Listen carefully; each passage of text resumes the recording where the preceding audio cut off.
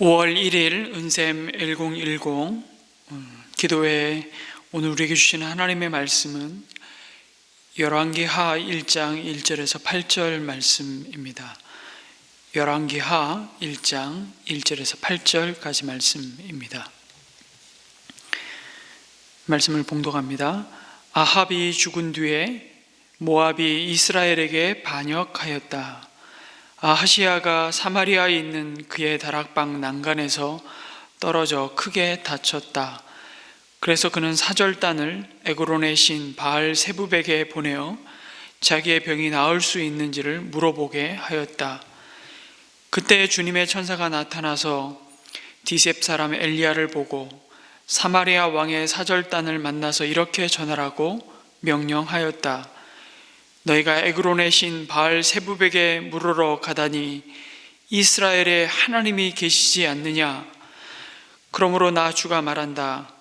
내가 올라가 누운 그 병상에서 일어나 내려오지 못하고 죽고 말 것이다. 엘리야는 천사가 시키는 대로 하였다.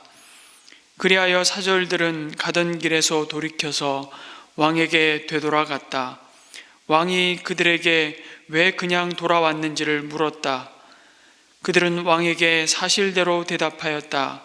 길을 가다가 웬 사람을 만났습니다. 그는 우리를 보고 우리를 보내신 임금님께 돌아가서 주님께서 하신 말씀을 전하라고 하였습니다. 그러면서 하는 말이 내가 에그론의 신 바알 세부백에 사람을 보내어 물으려 하다니 이스라엘에 하나님이 계시지 않느냐? 그러므로 너는 내가 올라가 누운 그 병상에서 일어나 내려오지 못하고 분명히 거기에서 죽고 말 것이다 하였습니다.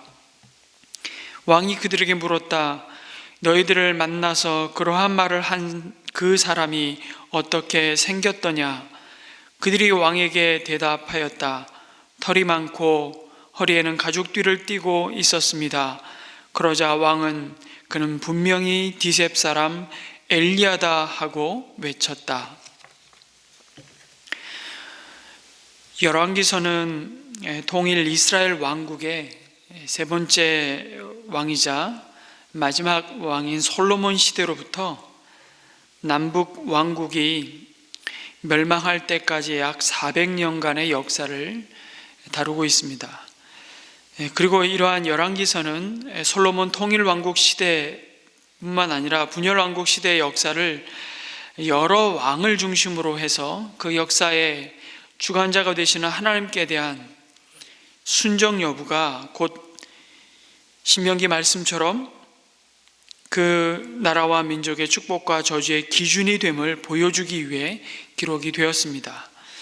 이러한 맥락 속에서 열왕기상은 솔로몬 시대로부터 이스라엘이 남북으로 분열된 이후 남유다의 경우는 제4대 왕인 여호사밧 왕까지 기록을 하고 있고, 북이스라엘의 경우는 오늘 보고 있는 제8대 왕인 아하시야의 통치 중반까지의 기록을 하고 있습니다.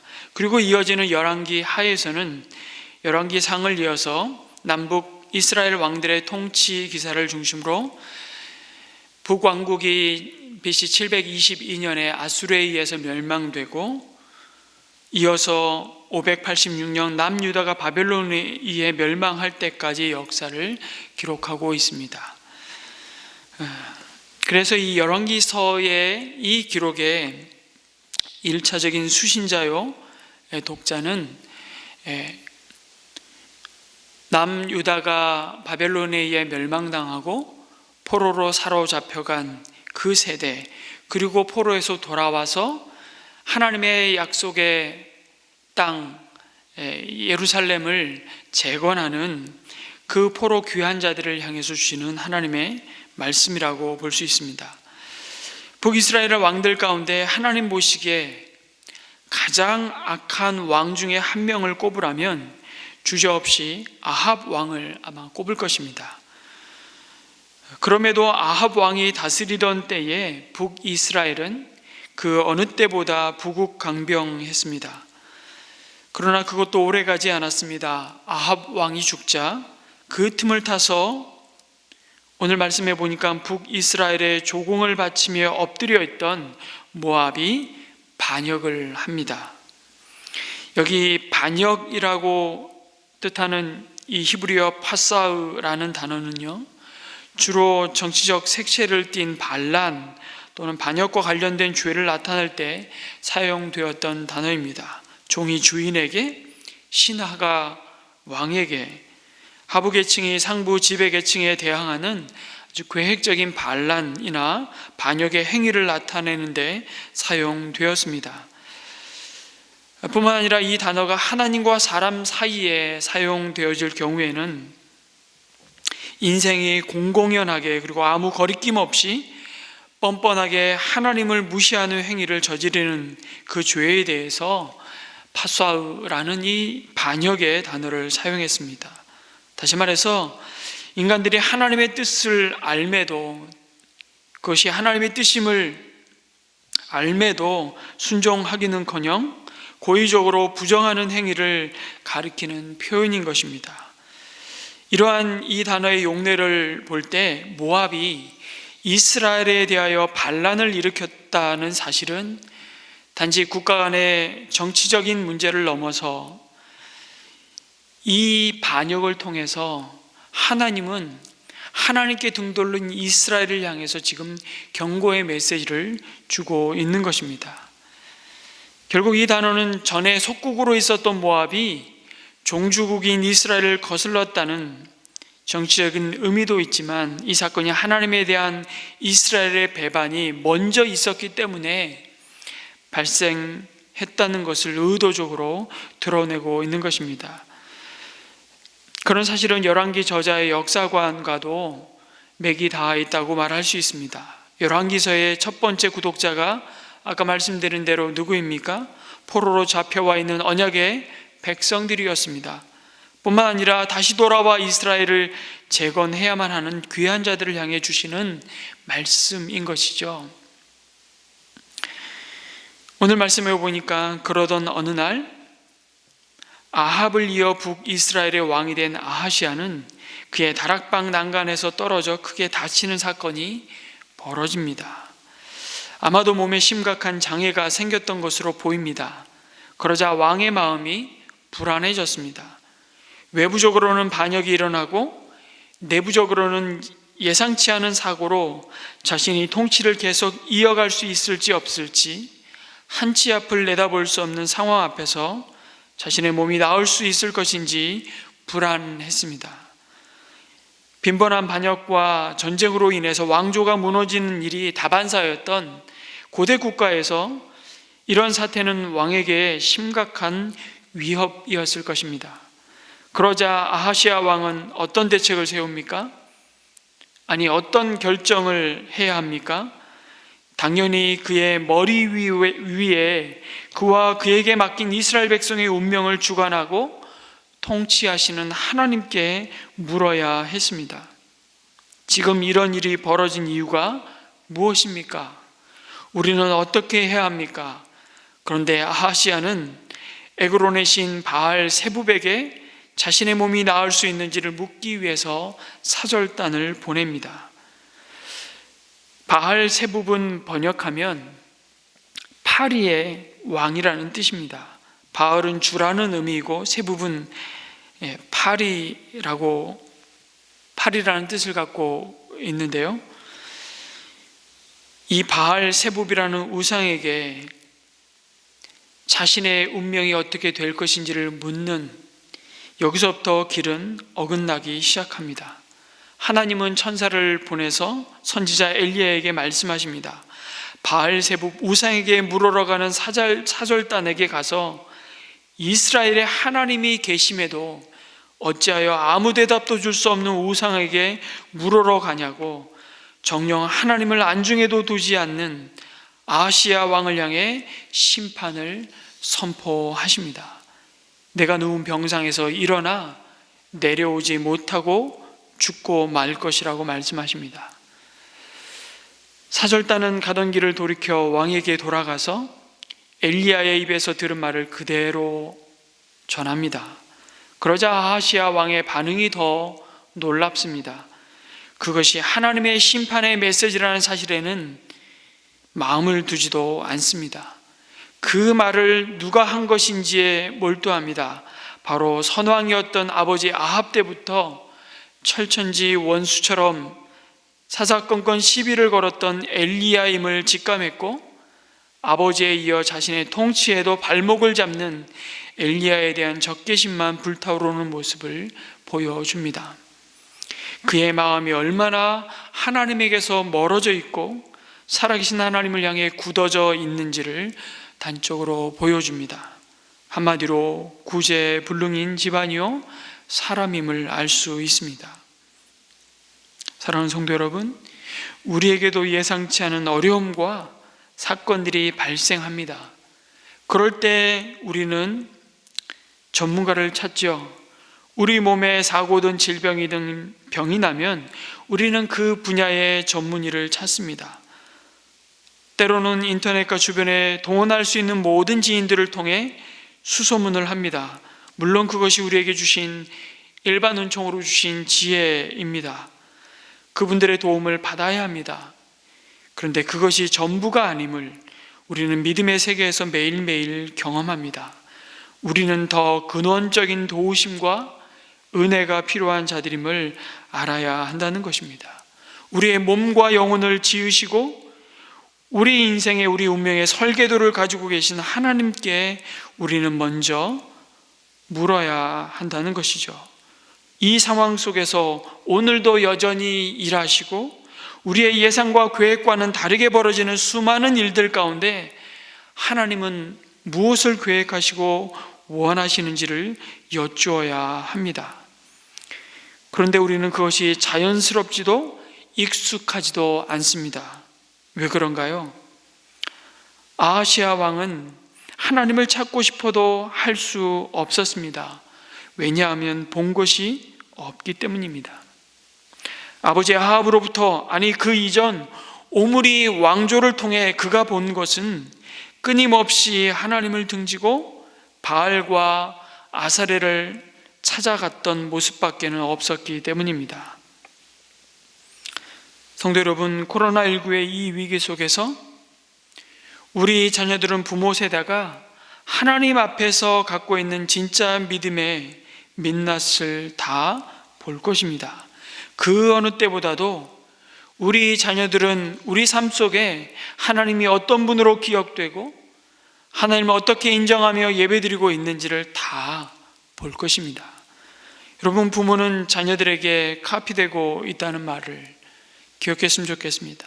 그리고 평소에는 주일 교회 오시면 우리 자녀들을 어린이 청소년 교회에 맡기시고 그것으로 모든 신앙 양육의 의무를 다 하셨다고 생각하셨는지 모르겠는데요, 코로나19로 가정에서 예배가 드려지면서 평소 삶에 가장 소중한 것이 무엇인지, 정말 어렵고 짜증나고 힘들 때 누구에게 묻고 있는지가 다 드러날 것입니다. 그래서 우리 자녀들에게 귀한 믿음의 본을 보여줄 수 있는 어쩌면 귀한 기회이기도 합니다. 이때 우리 자녀들은 엄마 아빠가 누구에게 물으러 가는지를 보게 될 것입니다. 여러분, 누가 누구에게 뭘 묻는다는 것은 그 물음의 대상의 권위를 인정하고 그의 가치를 좇는다는 의미입니다. 그를 따른다는 것이죠. 여러분은 누구에게 묻고 계십니까? 아니, 여러분은 누구를 쫓아가고 있으십니까? 그것을 당신의 자녀들도 좇을 것입니다. 우리 삶에 수많은 풀리지 않는 숙제들이 늘 있습니다. 그러나 한 가지 분명한 것은 지금은 다 헤아릴 수 없지만 그 모든 헤아림으로 궁극적인 답이 되신 분이 우리와 함께 하신다는 사실입니다. 우리는 그분에게 끊임없이 물어야 합니다. 예수님이라면 어떻게 하시겠습니까? 왜냐하면 주님만이 유일한 길이요, 유일한 진리이시며 유일한 생명이시기 때문입니다. 우리의 믿음은 위기 속에서 어쩌면 진짜 온전한 믿음으로 연단되고 드러난 것을 볼 수 있습니다. 이것은 영적 광야와도 같습니다. 아하시야가 또다시 광야에 내몰렸던 것입니다. 돈 떨어지고 힘 빠지는 상황 앞에 선 것입니다. 그것은 그 선조가 걸어온 그 선택의 열매이기도 하지만 그 후손인 아하시야에게는 다시 돌이킬 수 있는, 하나님께 돌아갈 수 있는 기회이기도 했습니다. 그러나 그는 어리석은 그 조상의 불신앙과 자기 욕망의 길을 또다시 걸어갑니다. 여러분, 우리도 돈 떨어지고 우리의 힘이 쇠약해지는 일이 얼마나 많은지 모릅니다. 우리는 삶을 살다 보면 아무도 어느 것도 도움이 되지 못하는 외로운 광야에 갇힌 것과 같은 상황을 만나게 됩니다. 코로나19로 인해서 어쩌면 우리 삶이 그런 지경의 한복판에 있는지도 모르겠습니다. 그때 좌절하고 주저하고 죽어버리는 사람은 실력 없는 사람이겠죠. 돈이 있을 때 돈이 있어서 힘이 있었습니까? 여러분, 실력이 아니고 돈의 힘입니다. 돈 믿고 살던 사람, 돈 떨어지는 날 힘도 떨어지게 되어 있습니다. 사람들의 박수와 인정 속에 있을 때 힘이 있었다면 사람들이 등지고 뒤에서 비난하고 모함할 때 그 사람 실력은 주저앉게 되는 것입니다.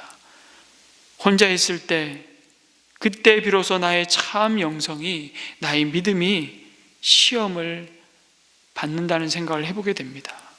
여러분, 자주 말씀드리지만 기도원에 가서 영성 없는 사람이 어디 있겠습니까?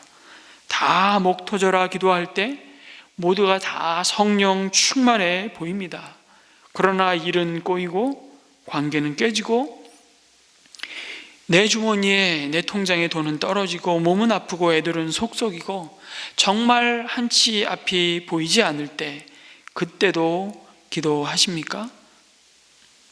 많은 사람들은 몸이 아프면 기도할 것 같지만 병들면 기도하지 않습니다. 건강하고 일이 잘 풀릴 때 기도하던 사람, 일이 망가지면 기도하는가? 기도하지 않는 의외의 모습을 참 많이 보게 됩니다. 그러나 그때 참 경건, 그것은 광야에 갇힐 때 비로소 드러나는 것을 보게 됩니다. 일 잘 풀릴 때는 감사하고 하나님이 우리와 함께 계신 것 같습니다. 일이 꼬이고 어려움이 닥치고 압력이 오면 우리는 쉽게 하나님을 의심합니다. 가만히 있어보자. 하나님이 도대체 이 상황에서 해준 게 뭐 있지? 아무리 생각해도 하나님이 나를 도와준 것이 없는 겁니다. 없는 것처럼 생각이 되어지는 것이죠. 그것이 하나님이 우리의 믿음을 재어보시는 연단이기도 하지만 사단은 끊임없이 그 광야 한복판에서 주님을 유혹하였듯이 우리의 믿음을 유혹하고 있습니다. 여러분은 어떻습니까? 아무도 도와줄 수 없는 외로운 광야에 혼자 홀로 갇혔다고 생각되는 그 많은 순간들, 그 순간에 여러분의 생각은 무엇입니까? 여러분의 말은 무엇입니까? 그때도 의연히 우리 운명의 주인 되신 하나님께 소망을 두고 그분께 나의 문제를 가지고 나아갈 수 있습니까? 그것이 나의 참 모습, 주님을 닮은 나의 참 경건일 것입니다. 5월 첫째 주부터 이제 온라인 예배와 오프라인 예배를 우리가 병행하며 조금씩 이전에 우리가 당연하다고 마땅하다고 생각했던, 우리가 누렸던 그 은혜들을, 그 일상들을 회복해 가고자 합니다. 그러나 오히려 이 시간들을 통해서 우리의 참 믿음, 하나님 바라보며 하나님을 신뢰하고 의지하는 그 믿음을 더 온전히 세워가시는 그런 기간들을 우리는 보내고 있다는 생각을 해보게 됩니다. 예배가 회복되고 이전에 우리가 마땅하다고 생각했던 그 모든 것들이 정말 하나님의 은혜였음을 기억하면서 어떤 상황 속에서도 우리가 하나님께 돌아가며 하나님께 묻는, 하나님 이 상황 속에서도 하나님이 가지신 계획과 뜻을 묻고 더 겸손히 주님과 동행하는, 오히려 정말 하나님 앞에 우리의 삶이 새롭게 빚어지는 그런 은혜의 시간들이 되었으면 참 좋겠습니다. 5월부터 이제 공동체가 또 다른 변화 속에서 우리 성도 가정들이, 우리의 자녀들이 더 하나님 앞에 주춤했던 우리 일상 속에서 하나님과의 관계들이 정말 더 깊이 회복되는 그런 은혜가 있기를 주님의 이름으로 축원합니다. 기도하겠습니다. 하나님,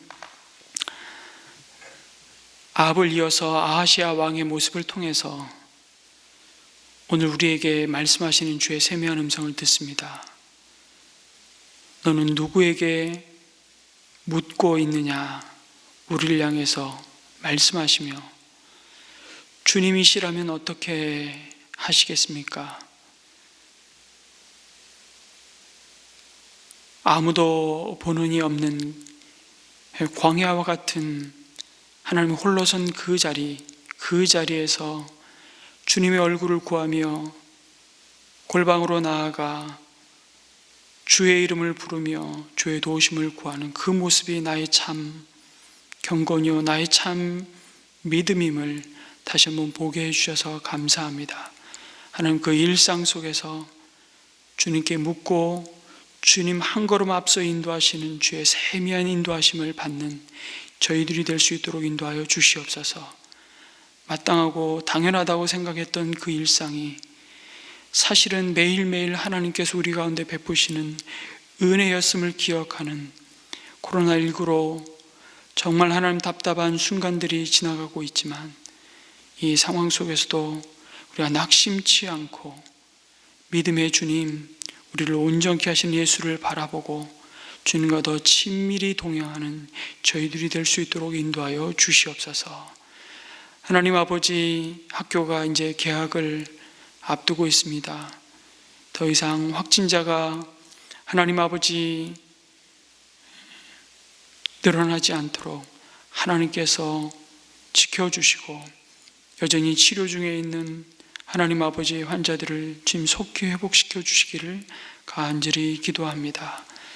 하나님 아버지, 이 고난이 언제까지 이어질지 또 예상할 수 없지만 어떤 상황 속에서도 주님의 몸된 교회가 세상의 빛으로 소금으로 이 혼란스러운 세상 속에 길이 되시고 유일한 진리가 되시며 생명이 되신 주님께서 교회를 통해서 드러내시는 이 시대를 향한 하나님의 마음을 온전히 드러내며 복음의 빛을 비추며 하나님 우리를 두신 그 자리에서 예수 그리스도의 섬기는 제자로 살아갈 수 있도록 인도하여 주시옵소서. 그래서 오늘도 우리의 삶 속에 하나님의 뜻이 하늘에서 이루어진 것처럼 땅에서도 우리의 삶의 자리에서도 더 영광스럽게 이루어지기를 간절히 기도합니다. 우리 주 예수 그리스도 이름으로 기도드립니다. 아멘.